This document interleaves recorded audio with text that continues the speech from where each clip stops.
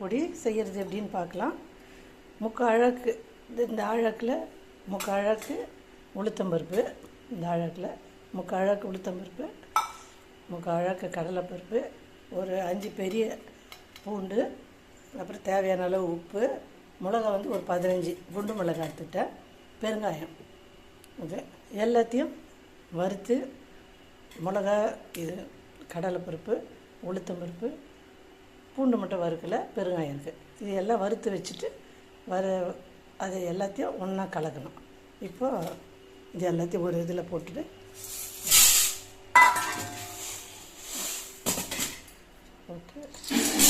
கடலைப்பருப்பு போட்டுக்கணும். மிளகா ஒரு 15 மிளகா வந்து பூண்டையும் அப்படியே போட்டுக்க வேண்டியதுதான். உப்பு வந்து தேவையான அளவு உப்பு போட்டுக்கணும்.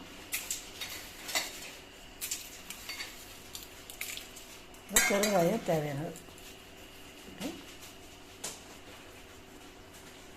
கருவேப்பிலை ஒரு 3 கப்பு அளவு இருக்குது. இந்த கப்பில், இந்த பெரிய கப்பில் 3 அளவு இருக்குது கருவேப்பிலை.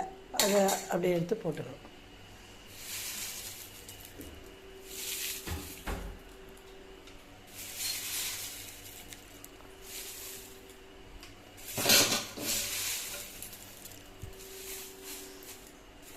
அது எல்லாத்தையும் இப்போ மிக்ஸ் பண்ணி ஆறின பிறகு எல்லாத்தையும் அரைச்சிக்கணும்.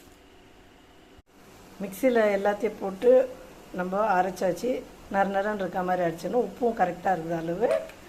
இப்போ வந்து நம்ம சூடான சாதத்தில் நெய் விட்டு இதை போட்டு சாப்பிட்டோம்னா ரொம்ப சுவையாக இருக்கும். கருவேப்பிலை பொடி ரெடி.